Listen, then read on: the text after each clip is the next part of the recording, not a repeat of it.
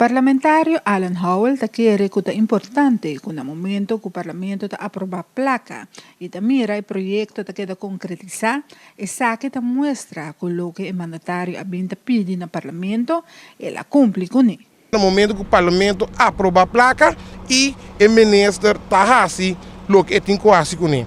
No parlamento durante o tratamento de presupuesto openbare vergadering me sempre aboga com diferentes partes de Aruba e caminham em situação deplorável. Según el parlamentario, durante la reunión pública, pone énfasis que San Nicolás, ministro por llegar a turno, para así el pueblo de San Nicolás también haya caminado adecuado. Algo por mira que esa aquí da una realidad.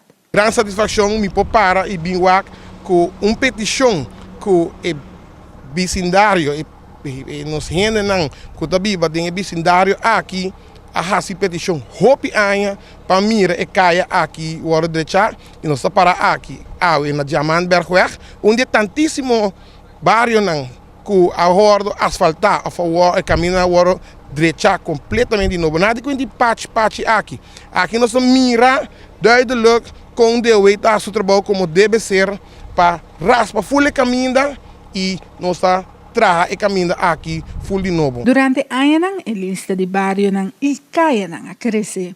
Essa que te pone que a lista está grande, pero, según el parlamentario Alan Howell, el día lo llega. Mr. Gis carga un poco más paciencia para assinatura e petição queda atendida. Nós sabemos que tem diferentes barrios, está desejando de chegar na remarca, nós estamos pensando carga paciência, nós temos todo barrio. Nos mentem, mas logicamente, todo caminho não pode ir para o rio.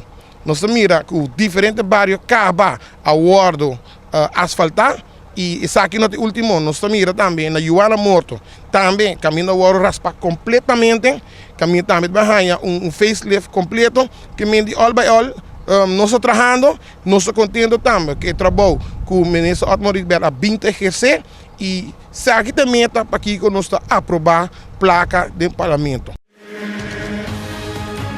Essa aqui está é Arubiano, o website